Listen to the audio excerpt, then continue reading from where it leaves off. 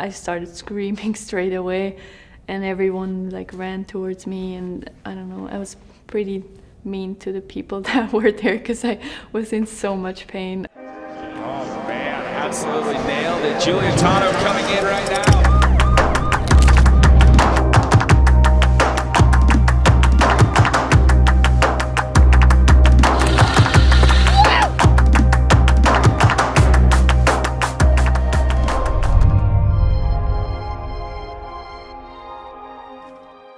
Every time you get injured, you feel like it's so much pain, but then afterwards, like now when I look back on my injuries, I don't really remember anymore. I think my brain kind of shuts it off and doesn't want to remember.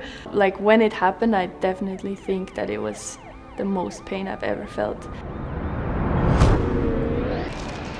They didn't really know if it was an open fracture or not, and that was pretty scary because they were discussing about stuff like that in front of me, and I was like, I don't want to hear that. At first I was like, I don't really know if I want to get surgery in America, but then they were like, well, you could probably fly home, but you're going to be in so much pain, like that's not really an option.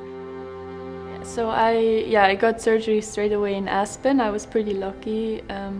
They had one of the US team doctors, and he also did the same surgery on Lindsey Vonn a couple years ago. So when I knew that, I was like, okay, this is a guy that I can trust, that like he's gonna do his work well.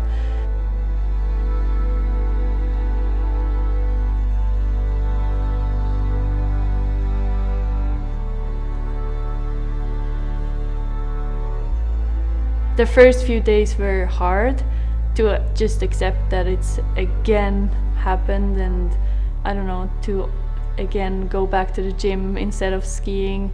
That time was probably the hardest. Like the first 3 weeks I wasn't able to do anything. I went on walks even if I don't really like to walk, but that was like the only thing I could do. So I went on walks, and I love to listen to podcasts from athletes. Like I think that's super inspiring to hear like other athletes' perspectives on everything and how they manage to go through injuries.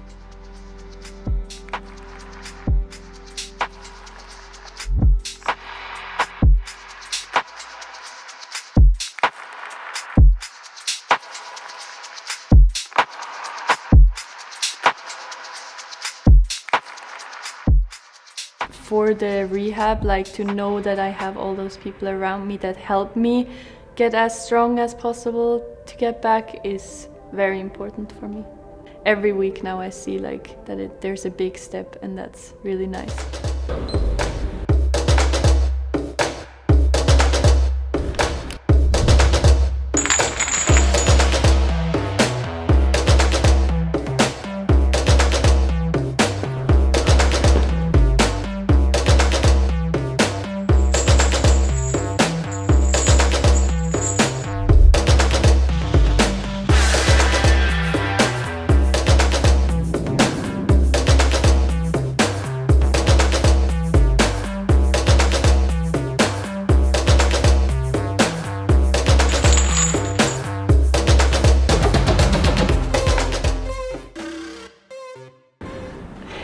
Like I still get days sometimes where I get really bummed that I'm not skiing.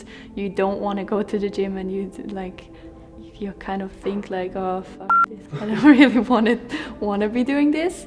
The most important for me during rehab, I think that really helps a lot, to not always like want too much, but just appreciate all the small steps. I always try to remind myself of why I even want to do this, and that keeps me motivated. Of course, I wish I had less injuries and less scars, but didn't get to choose that, so yeah, it's just another reminder of what I had to fight through. Not something you can regret, because it's for something that I love to do, so I guess it's worth it.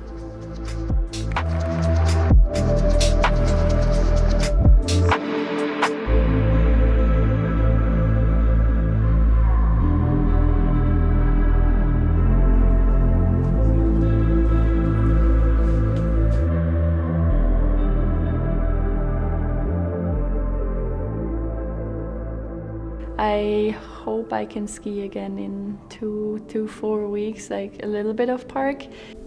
Also ist alles im grünen Bereich erhält, es hat keine Klickzeichen, nichts verschoben, es ist alles gut. I think I'm very aware of the risk. So schlussendlich geht man wie, das sind die gefährlichsten Stücke. Ich denke, man muss selber ein bisschen entscheiden. Rein medizinisch gesehen ist halt das Risiko da, wenn du drauf gehst. But in the end, it's part of the game. Wenn man einen Monat länger hat, ist sicher jeder Monat, der noch länger wartet, ist gut. But I try to push those thoughts aside very quickly because they shouldn't be in your head when you're skiing. Im Bewusstsein, dass ein gewisses Risiko halt da ist. Yeah. Das hast du auch sonst, oder, wenn du nichts hast. Yeah. Also, So Giulia, you had your doctor's appointment today. I'm actually a bit, I don't know, shocked how long it takes, because in the beginning I thought it's gonna be 6 to 8 weeks and it's gonna be good, but now it's 10 weeks already and you can still see the break on the bone and it's still not perfect. So yeah, I'm a bit disappointed, but yeah, I don't have a rush. It's spring. I don't really need to rush, but yeah, I just want to ski. Try to work even harder to just make that day come closer and closer, and I think that's really rewarding. Then when you click into your skis the first time again, it's such a nice feeling.